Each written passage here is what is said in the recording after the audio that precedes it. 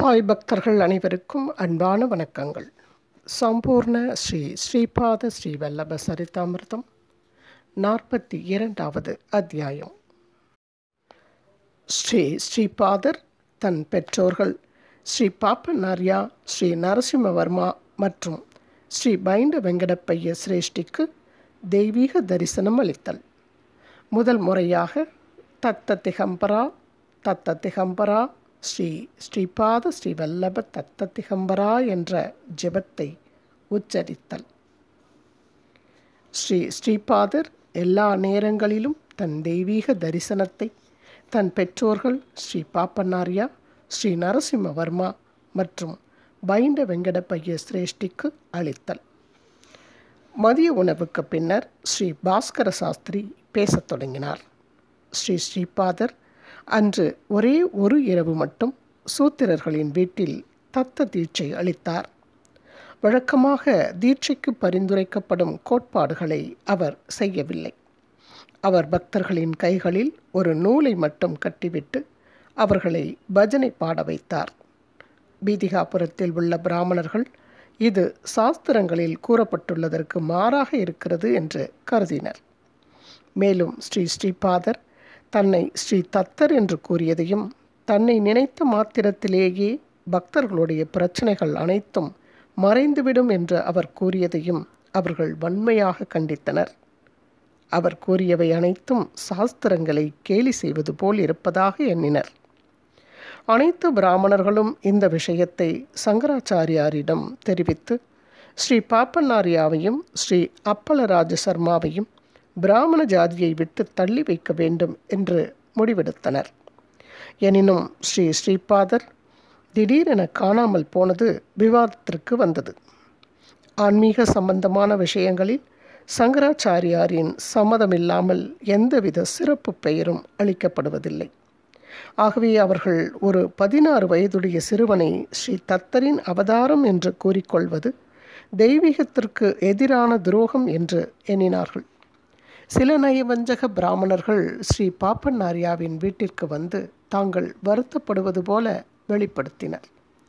வீட்டில் இருந்தவர்கள் எவரும் ஸ்ரீ ஸ்ரீபாத ஸ்ரீ வல்லபர் மறைந்து விட்டதை எண்ணி வருத்தப்படவில்லை. எல்லாவற்றுக்கும் மேலாக ஸ்ரீ பாப்பநார்யா, இப்போது ஸ்ரீ தத்தர் இன்னும் பிரகாசமாக ஒளிரப் போகிறார்.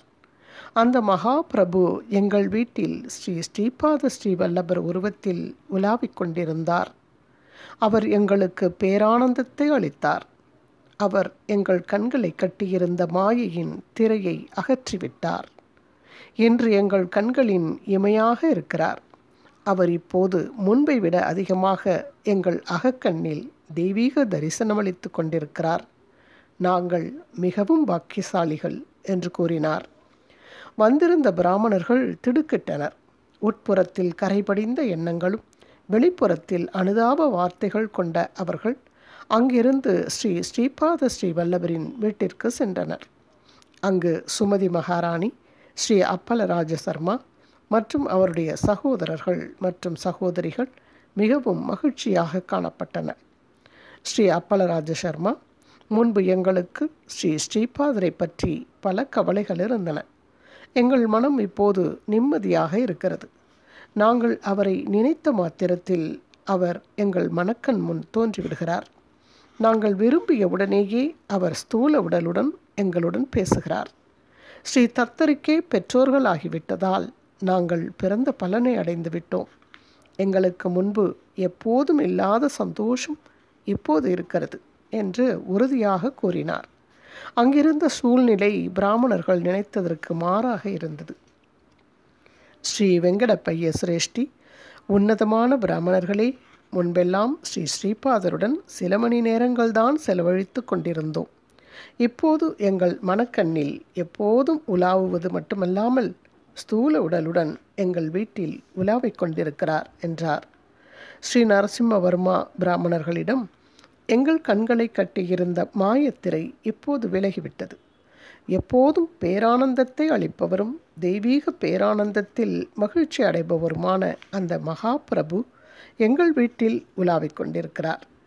அவர் எங்களுடன் கேலி செய்து கொண்டும் எங்களுடனும் எங்களுக்கு பின்னாலும் விளையாடி கொண்டும் எங்கள் கண் பார்வையிலேயே இருக்கிறார். முன்பை விட இப்போது அதிகமாக ஸ்தூல உடலுடன் தரிசனமளிக்கிறார் என்று கூறினார். இந்த விஷயங்கள் அனைத்தும் ஸ்ரீ குக்குடேஸ்வரர் கோவிலில் இருந்த சந்நியாசியிடம் தெரிவிக்கப்பட்டது. சந்நியாசிக்கு மனக்கிளர்ச்சி ஏற்படத் தொடங்கியது. அவர் ஸ்ரீபாதர் தன்னை தெளிவாக ஸ்ரீ தத்தர் என்று கூறிவிட்டு இப்போது மறைந்து விட்டார். வேறு எந்த தெய்வத்தையும் குறிப்பிடாமல் நான் வணங்கும் ஸ்ரீ தத்தாத்ரேயரின் பெயரை குறிப்பிட்டிருக்கிறார். அப்படியென்றால் ஸ்ரீ தத்தாத்ரேயர் தான் ஸ்ரீபாத ஸ்ரீ வல்லபர் உருவத்தில் அவதரித்திருக்க வேண்டும். அவருடைய இந்த அவதாரம் உண்மையெனில் எதிர்காலத்தில் நான் கண்டிப்பாக துன்பத்தை சந்திக்கப் போவதும் உண்மை. ஸ்ரீ தத்தருக்கு ஒரு வினோதமான குணம் உண்டு. அவர் எனக்கு சங்கடங்களை வரவழைத்துவிட்டு அதில் சந்தோஷம் அனுபவித்துவிட்டு நான் முழுமையாக சரணடைந்த பின்னர் என்னை காப்பாற்றுவார். இதுதான் அவருடைய குணம். பல பிராமணர்கள் என்னை பெருமளவு பணத்தினால் கௌரவப்படுத்தியது ஸ்ரீ தத்தரின் கருணை என்று எண்ணினேன். ஸ்ரீ தத்தரின் கருணையினால் எனக்கு மட்டுமேயான சிறப்பான தண்டனைகள் ஏதாவது இருக்குமோ என்று எண்ணிக்கொண்டார். மேலும் அவர் ஸ்ரீ தத்தருக்கு நான் பெயர், புகழ் மற்றும் பணத்திற்காக ஏங்கிக் கொண்டிருப்பது தெரியும். என்னை பின்தொடர்ந்த பிராமணர்களும் பணத்திற்கு அலைபவர்கள்தான். என்னிடமோ இந்த பிராமணர்களிடமோ எந்தவித ஆன்மீக சக்தியும் இல்லை. பணம் சம்பாதிக்கவே தத்த தீட்சை ஏற்பாடு செய்யப்பட்டது. தத்த தீட்சை எடுத்துக்கொண்டவர்களின் ஆசைகள் நிறைவேறவில்லை என்றால் நாங்கள் சரியான முறையில் தீட்சையை கடைபிடிக்கவில்லை என்று எண்ணிக்கொள்வார்கள். இதே அவர்களுடைய ஆசைகள் நிறைவேறிவிட்டால் அது தீட்சையின் பலனால் என்று நம்புவார்கள். வினோதமான மற்றும் விசித்திரமான செயல்முறையின் மூலம் என்னை பிரச்சனைகளுக்குள் தள்ளிவிடப் போவது ஸ்ரீபாதர் அல்லவா என்று அந்த சந்நியாசி பயத்தில் நடுங்கிக் கொண்டிருந்தார். இதற்கிடையில் ஒரு வயதான பிராமணர் குக்குடேஸ்வரர் கோவிலுக்கு வந்தார். அவர் தன்னுடைய பெயர் நரசிம்மகான் என்றும் காஷ்யப கோத்திரத்தை சேர்ந்தவர் என்றும் கூறினார். தான் மகாராஷ்டிர மாநிலத்திலிருந்து ஸ்ரீ குக்குடேஸ்வரரை தரிசிப்பதற்காக வந்துள்ளதாக கூறினார்.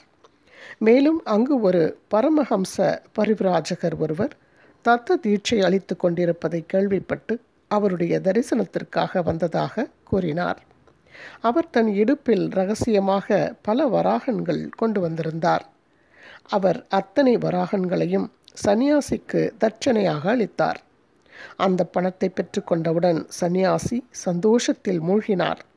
தீட்சை தொடங்குவதற்காக சந்நியாசி அந்த வயதான பிராமணரின் கையில் கமண்டலத்திலிருந்து தண்ணீர் ஊற்றுவதற்காக அவருடைய கையை நீட்டச் சொன்னார். பிராமணர் கையை நீட்டினார். தண்ணீருடன் சேர்ந்து ஒரு தேளும் அவர் கையில் விழுந்தது. பின்னர் அந்த பிராமணருடைய தொனி உறுதி வாய்ந்ததாக மாறியது. அவர் கமண்டலத்திலிருந்து நீரை என் கையில் ஊற்றி அதை குடிக்கச் சொன்னீர்கள். என்ன ஒரு அற்புதம்!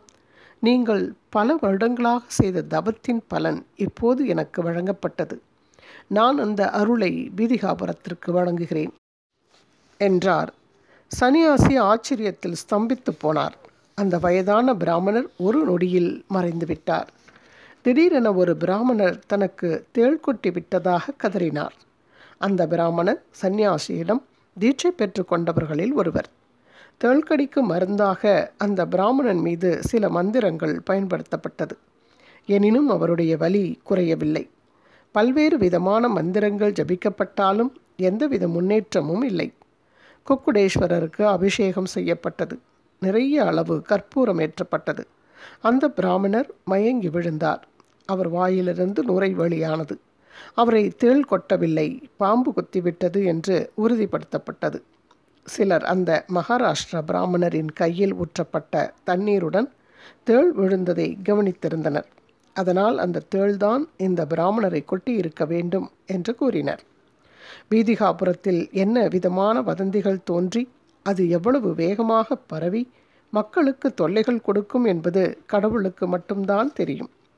ஸ்ரீ குக்குடேஸ்வரர் சிலைக்கு அபிஷேகம் செய்தும் சுயம்பு தத்தருக்கு கற்பூர ஆரத்தி காண்பிக்கப்பட்டாலும் அந்த பிராமணரின் தேள்கடி வலி குறையாததற்கு தத்த தீட்சை அளித்த அந்த சந்நியாசிதான் காரணம் என்று சிலர் சந்தேகித்தனர்.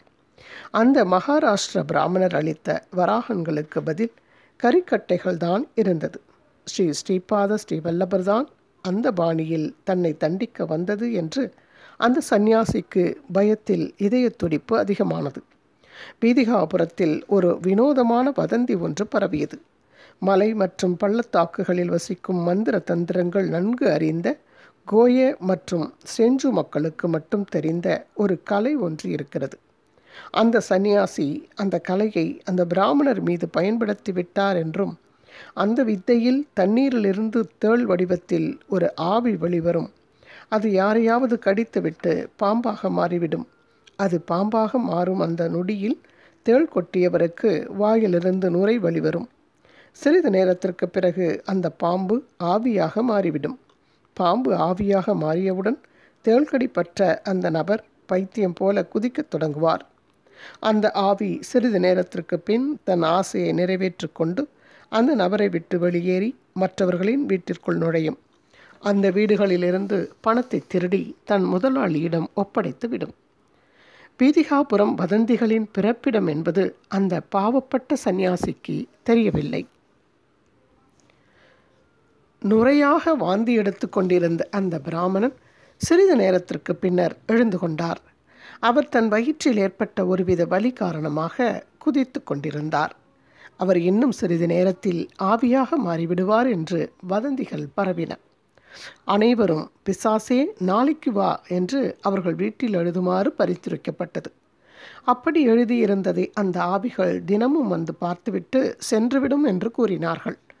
அப்படி ஆவி அவர்கள் வீட்டில் நுழைந்துவிட்டால் அவர்கள் வீட்டில் உள்ள பணத்தை ஆவி திருடிவிடும் என்று மக்களிடம் எச்சரிக்கப்பட்டது. அதுவரை அந்த சந்நியாசிக்கு ஆதரவு அளித்து கொண்டிருந்த பிராமணர்கள் அவரை விட்டு அவரவர்களின் வீட்டிற்கு சென்று விட்டனர். அது பிராமண வீடா, சத்திரிய வீடா அல்லது வைசிய வீடா என்ற பாகுபாடு இல்லாமல் அனைவரது வீட்டின் வாசலிலும் பிசாசே நாளைக்கு வா என்று கரிக்கட்டையால் எழுதப்பட்டது. வெங்கையா என்ற விவசாயி தண்டோரா போட்டு எல்லா சூத்திரர்களின் வீட்டிலும் கரி நிரப்பப்பட்ட பானை பத்திரமாக வைக்கப்பட்டால்தான் சந்நியாசி அனுப்பிய ஆவி சூத்திரர்கள் வீட்டு பணத்தை திருடாது என்று கூறினான். வலியால் துடித்து கொண்டிருந்த அந்த பிராமணர் சிறிது நேரத்திற்கு பின்னர் குணமானார். இதற்கிடையில் ஒரு விவசாயி குக்குடேஸ்வரர் கோவிலில் இருந்த பிராமணரிடம் சென்று, எங்கள் ஜாதி தலைவர் வெங்கையா ஸ்ரீ ஸ்ரீபாதர் அளித்த மந்திர அட்சதைகளை உங்களுக்கு அளிக்க விரும்புகிறார். அந்த மந்திர அட்சதைகளின் சக்தியினால் நீங்கள் ஆரோக்கியம் பெறுவீர்கள் என்று கூறினான். அந்த பிராமணர், இப்போது அந்த வலி குறைந்து விட்டது. அந்த வதந்திகள் உண்மையானால் எனக்கு எந்த நேரத்திலும் பேய் பிடிக்கலாம். இவன் சூத்திரர்கள் வீட்டிலிருந்து மந்திர அட்சதை பெற்றுக்கொள்ளுமாறு கூறுகிறான். பிராமணர்கள்தான் சூத்திரர்களுக்கு மந்திர அட்சதை கொடுப்பார்கள். ஆனால் சூத்திரன் அவர்கள் வீட்டுக்கு பிராமணர்களை அழைத்து மந்திர அட்சதை அளிக்க மாட்டார்கள். வெங்கையா ஒரு நற்குணமுடையவர். என் நலத்திற்காகத்தான் என்னை அவர் வீட்டிற்கு அழைத்திருப்பார் என்று எண்ணியவாறே வெங்கையாவிடம் மந்திர அட்சதைகளை பெற்றுக்கொண்டு வீட்டிற்கு சென்றார். பீதிகாபுரத்தில் பரவிய வதந்தியால் அனைத்து சாதியினரும் சந்நியாசியின் மீது கொண்டிருந்த நம்பிக்கையை இழந்துவிட்டனர். தந்திரங்களில் கைதேர்ந்த அந்த சந்நியாசிக்கு தட்சிணை அளிப்பது சரியல்ல என்ற முடிவுக்கு வந்தனர். அவர்கள் அளித்த பணத்தை சந்நியாசியிடமிருந்து திரும்ப பெற்றுக்கொண்டனர். அவர்கள் அந்த சந்நியாசிக்கு எந்த அடி உதையும் கொடுக்காமல் கிராமத்தை விட்டு வெளியேற்றினர். அந்த பணத்தை என்ன செய்வது என்று ஸ்ரீ பாப்பனார்யாவிடம் கேட்டனர். ஸ்ரீ பாப்பனார்யா, இந்த பணத்தை கொண்டு உணவுப் பொருட்கள் வாங்குங்கள். எல்லா ஜாதி மக்களுக்கும் விமரிசையான விருந்துக்கு ஏற்பாடு செய்யுங்கள். ஸ்ரீ தத்தாத்ரேயர் அன்னதானத்தில் மிகவும் மகிழ்ச்சி அடைவார். தனிப்பட்ட தட்சணைகள் எதுவும் அவசியமில்லை என்று கூறினார். குக்குடேஸ்வரர் கோவிலுக்கு எதிரில் பெரிய பந்தல் போடப்பட்டது. 18 ஜாதி மக்களுக்கும் சிறப்பான விருந்து ஏற்பாடு செய்யப்பட்டது. பீதிகாபுரத்தில் உள்ள அனைத்து மக்களும் முதல் முறையாக தத்த திகம்பரா தத்த திகம்பரா ஸ்ரீ ஸ்ரீபாத ஸ்ரீ வல்லப தத்த திகம்பரா என்ற தெய்வீக நாமத்தை ஜபித்தனர். பல காலங்களுக்கு முன்பே இந்த நாமம் உலகம் முழுவதும் பரவும் என்று ஸ்ரீ ஸ்ரீபாதர் கூறிவிட்டார். வெற்றி வெற்றி, ஸ்ரீ ஸ்ரீபாத ஸ்ரீ வல்லபருக்கு வெற்றி. இத்துடன் 42வது அத்தியாயம் நிறைவு பெறுகிறது. மீண்டும் அடுத்த அத்தியாயத்தில் உங்கள் அனைவரையும் சந்திக்கின்றேன். சாந்தி வெங்கடாச்சலம். குரு வாழ்க, குருவே துணை. ஓம் சாய்ராம். ஸ்ரீபாத ராஜம் சரணம் பிரபத்தியே.